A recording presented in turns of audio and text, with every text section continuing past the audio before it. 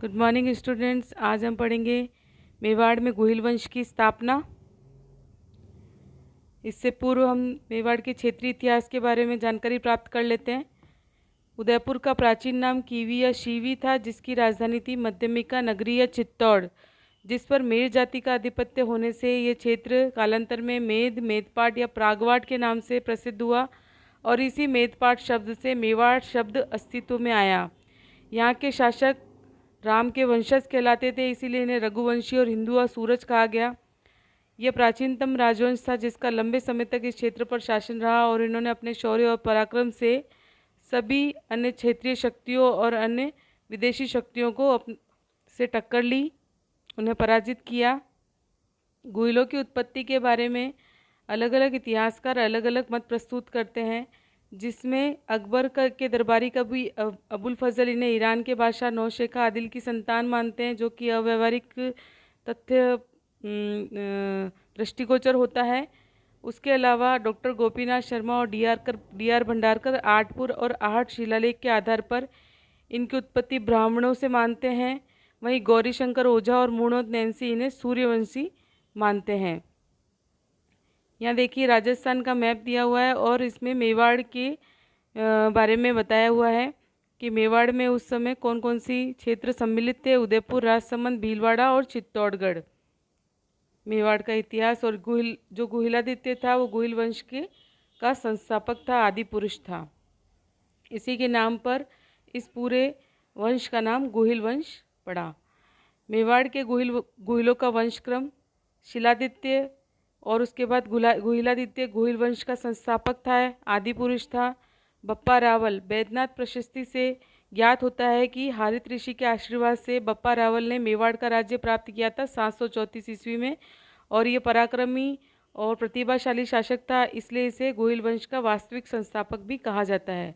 उसके बाद अलग अलग शासक हुए, जैसे शिलादित्य, अपराजित्य, कालभोज, खुम्माण प्रथम, भ्रतपद्वितीय। इन्हें केवल एक बार सरसरी नज़र से देखने की आवश्यकता है। छोटे कॉम्पिटिशन्स एग्ज़ाम में या छोटे प्रश्नों में पूछा जा सकता है कि भ्रतपट कौन से वंश से संबंधित थे, तो हमें थोड़ा सा ध्यान होना चाहिए कि यहाँ पर ये गुहिल वंश से संबंधित थे, या फिर खुम्माण प्रथम कौन से वंश से संबंधित थे, तो वो हमें थोड़ा सा ध्यान होना चाहिए। उसके बाद अल्हट, इन्होंने नौकरशाही की शुरुआत की। नरवाहन, शक्ति कुमार, रण सिंह के बाद इनके पुत्रों ने जो गुहिल वंश था तो वो दो शाखाओं में बढ़ गया। बड़े पुत्र शेम सिंह ने रावल शाखा प्रारंभ की और अन्य पुत्र राहब ने सिसोदा शाखा शुरू की और सिसोदा या ठिकाने की शुरुआत की। तो शेम सिंह के पुत्र सामंत सिंह और कुमार सिंह, जैत्र सिंह यहाँ पे प्रतापी शासक हुए। तेज सिंह, समर सिंह, और समर सिंह का जो पुत्र था रतन सिंह, वो अंतिम रावल शासक था। समर सिंह के दो पुत्र थे, रतन सिंह और कुंभकर्ण नेपाल चले गए और वहाँ गुहिल वंश की स्थापना की। रतन सिंह के बाद राणा हम्मीर, ये सिसोदा शाखा के प्रथम शासक बने। खेता, क्षेत्र सिंह, फिर राव लाखा, राव चूड़ा और मोकल के बाद महाराणा कुंभा, उसके बाद उदय या उदयकरण, जिन्हें पितृहंता कहा जाता है इतिहास में। इन्होंने अपने पिता की हत्या करके मेवाड़ की राजगद्दी प्राप्त की। उसके बाद रायमल के तीन, वैसे तो पुत्र ज़्यादा थे लेकिन तीन योग्य पुत्र थे, पृथ्वीराज, सिसोदिया, जयमल और सांगा, और जिसमें से महाराणा सांगा या महाराणा संग्राम सिंह ने मेवाड़ की सत्ता प्राप्त की। उसके बाद रतन सिंह, विक्रमादित्य, महाराणा उदय सिंह, महाराणा प्रताप, अमर सिंह, कर्ण सिंह, जगत सिंह प्रथम, राज सिंह, जय सिंह, अजय सिंह, अमर सिंह सेकंड और संग्राम सिंह सेकंड और जगत सिंह द्वितीय। फिर महाराणा भीम सिंह, इन्होंने ईस्ट इंडिया कंपनी से सहायक संधि करके अपने मेवाड़ के अस्तित्व को समाप्त कर दिया, या फिर कह सकते हैं कि मेवाड़ की स्वतंत्रता को ब्रिटिश के अधीन कर दिया। स्वरूप सिंह, शंभू सिंह, फतेह सिंह या भूपाल सिंह या अन्य शासक हुए। इसमें से एक एक करके हम आरंभिक शासकों के बारे में पढ़ेंगे। शिलादित्य के बारे में हमको जानकारी ज़्यादा प्राप्त नहीं होती है। गुहिलादित्य, इन्होंने 566 ईस्वी में मेवाड़ में गुहिल वंश की नींव रखी थी, इसलिए इन्हें आदि पुरुष गुहिल वंश का संस्थापक भी कहा जाता है, और इन्होंने अपनी प्रारंभिक राजधानी मेवाड़ में नागदा को बनाया। उसके बाद नागादित्य का इतना ज़्यादा कुछ ऐतिहासिक महत्व नहीं है। फिर आता है बप्पा रावल या कालभोज। इनका मूल नाम था कालभोज या मालभोज। इनकी उपाधि थी बप्पा। बप्पा इनका नाम नहीं था, इनकी उपाधि थी, और ये एकलिंग जी के दीवान कहलाते थे। मेवाड़ के गुहिल वंश का वास्तविक संस्थापक सबसे प्रतापी शासक हुए ये, और इन्होंने हारित ऋषि के आशीर्वाद से मेवाड़ प्राप्त किया था। इन्होंने भी इनकी प्रथम राजधानी नागदा को बनाया था। 734 ईस्वी में मान मौर्य से चित्तौड़ जीता और राजधानी बनाया। नागदा के बाद इन्होंने दूसरी राजधानी चित्तौड़ को बनाया। उदयपुर के समीप कैलाशपुरी नामक स्थान पर एकलिंग जी का मंदिर बनवाया। वो एकलिंग जी के दीवान बनकर शासन किया। इन्होंने मेवाड़ में सोने के सिक्के चिलाए, जिससे कि वहाँ की उन्नत आर्थिक स्थिति का बोध होता है। उसके बाद शिलादित्य मेवाड़ पर भील का आधिपत्य हो गया, और भीलों को परास्त करके इन्होंने नागदा की समीपवर्ती भूमि को छीन लिया और तांबे के सिक्के अपने नाम से चलाए। अपराजित इनके समय में सैन्य शक्ति में वृद्धि हुई, पर और ज़्यादा ऐतिहासिक साक्ष्य नहीं मिलते हैं। कालभोज आठपुर लेख में इन्हें गोइल वंश की शाखा में मुकुटमणि के समान बताया गया है। ये महेंद्र सिंह द्वितीय के पुत्र अपराजित का पौत्र था। यानी इनके बाद में इनके अपराजित इनके दादाजी थे, और इनके बाद में महेंद्र सिंह द्वितीय हुए, और उनके बाद कालभोज हुए। खुम्माण प्रथम। खुम्माण के बाद मेवाड़ राज्य अंधकार में हो गया। मत्तट और भ्रतभटवत फर्स्ट, खुम्माण सेकंड और खुम्माण तृतीय, इनकी विशेष उपलब्धियां नहीं हैं। फिर भ्रतविट द्वितीय 942 ईस्वी के प्रतापगढ़ अभिलेख में इन्हें महाराज अधिराज की उपाधि मिलती है। इनके नाम से मतलब उपाधि ये लिखी गई है। खुम्माण तृतीय के बाद आठपुर लेख में इन्हें तीनों लोगों का तिलक और राष्ट्रकूट वंश की रानी महालक्ष्मी से इन्होंने विवाह किया और वैवाहिक संबंध किए। राष्ट्रकूटों से अच्छे वैवाहिक संबंध स्थापित किए। फिर आते हैं अल्लट, ये महत्वपूर्ण है। इन्होंने मेवाड़ में नौकरशाही की शुरुआत की।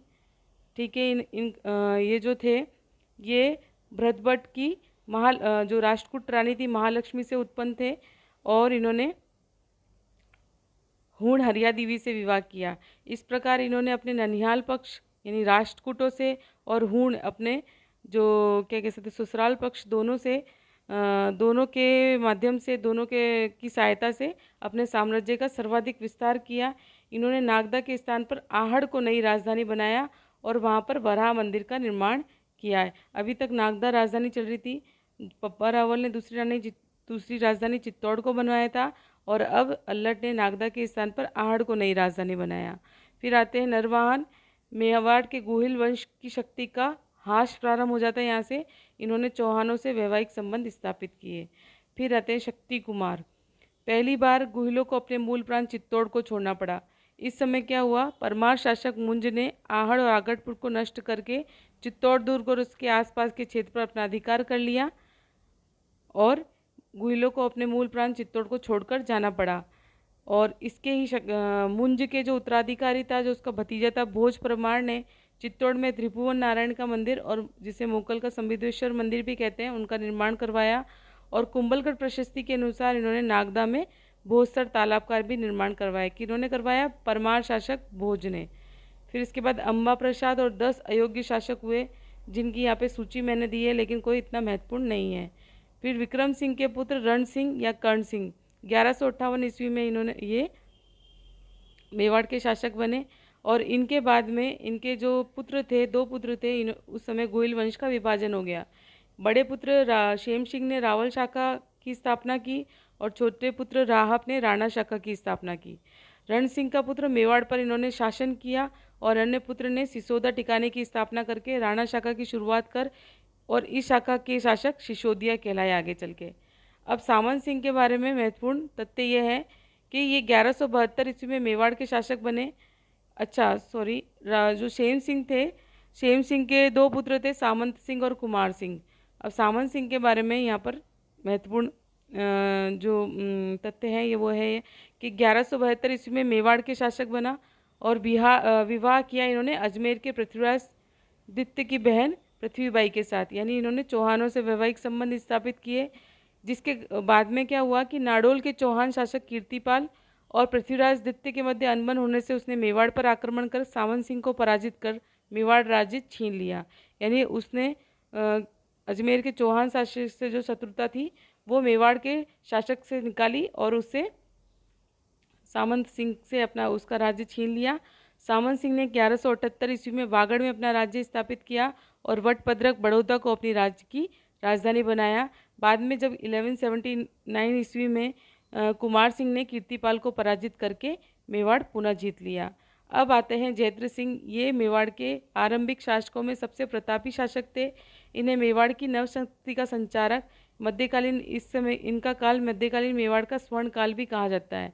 डॉक्टर ओझा के अनुसार दिल्ली के गुलाम वंश के सुल्तानों के समय में मेवाड़ के राजाओं में सबसे प्रतापी और बलवान राजा, जिसकी वीरता की प्रशंसा उसके विपक्षियों ने भी की है।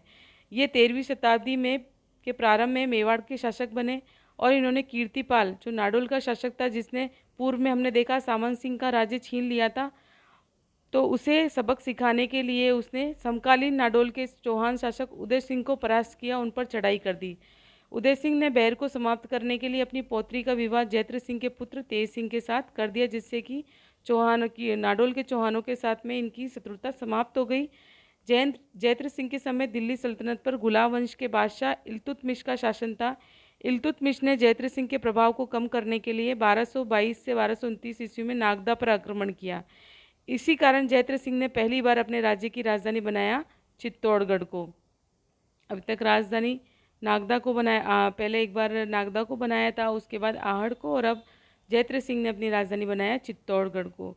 अब होता है 1227 ईस्वी में भूताला का युद्ध। इसकी जानकारी हमको मिलती है जयसिंह सूरीकृत हम्मीर मर्दनम नामक पुस्तक से। इसके अनुसार इल्तुतमिश को जयद्रथ सिंह ने भूताला के युद्ध में बुरी तरह परास्त किया, और एक अन्य शक्ति गुजरात से भी इनका युद्ध हुआ। गुजरात के त्रिभुवन पाल से युद्ध हुआ और वह जयद्रथ सिंह विजयी रहा। 1248 में दिल्ली के नासिरुद्दीन महमूद ने मेवाड़ पर असफल आक्रमण किया। फिर इनके पुत्र तेज सिंह, ये भी प्रतिभा संपन्न शासक थे। इन्होंने परम भट्टारक, महाराज अधिराज, परमेश्वर, उमापति, वल्लभ, प्रौढ़ प्रताप जैसी उपाधियां ग्रहण की, जो कि दक्षिण भारत में चालुक्य राजाओं की उपाधियां थी। ऐसी उपाधियां इन्होंने ग्रहण की। 1250 से 1273 ईस्वी के मध्य इन्होंने मेवाड़ पर शासन किया। उस समय 1253 से 54 में दिल्ली के शासक बना बलबन। बलबन ने मेवाड़ पर असफल आक्रमण किया। उन्होंने बलबन के आक्रमण को असफल कर दिया। मेवाड़ चित्रकला शैली का प्रथम चित्रित ग्रंथ श्रावक प्रतिक्रमण सूत्र चूर्णिका इनके समय में चित्रण किया गया। इनकी रानी जो थी जैतल देवी ने चित्तौड़ में श्याम पार्श्वनाथ मंदिर का निर्माण करवाया। अब महत्वपूर्ण शासक आते हैं समर सिंह। कुंभलगढ़ प्रशस्ति में इन्हें शत्रुओं की शक्ति का अपहर्ता कहा गया है, और ये बने तेज सिंह के पुत्र थे। 1273 ईस्वी में शासक बने और 1301 तक इन्होंने शासन किया। आबू शिलालेख में इन्हें तुर्कों से गुजरात का उद्धारक, और चिरवे के लेख में इन्हें शत्रुओं का संहार करने में सिंह के सदृश माना गया है। अंचलगज की पट्टावली के अनुसार आचार्य अमित सिंह सूरी के प्रभाव से समर सिंह ने अपने राज्य में जीव हिंसा पर रोक लगा दी थी। तीर्थकल जीन प्रभु सूरी के अनुसार सन 1299 ईस्वी में अलाउद्दीन खिलजी का सेनापति उलुग खां गुजरात अभियान के लिए जा रहा था। तब समर सिंह ने शाही सेना से दंड लेकर आगे बढ़ने दिया। संभवतः इस कृत्य का बदला ही अलाउद्दीन खिलजी ने चित्तौड़ पर आक्रमण करके लिया था। मतलब जब अलाउद्दीन खिलजी का जो सेनापति था उलुग खां, वो गुजरात पर अभियान करने के लिए जा रहा था, तो मेवाड़ से जब उनकी शाही सेना गुजरी, तो जो मेवाड़ की सेना थी और समर सिंह था, उन्होंने इनसे दंड लेकर उन्हें आगे बढ़ने दिया, और जिससे अलाउद्दीन खिलजी के मन में इनके प्रति वैर की भावना उत्पन्न हो गई। इनके दो पुत्र थे, रतन सिंह और कुंभकर्ण। इनके बारे में विस्तार से हम अगले वीडियो में देखेंगे। धन्यवाद।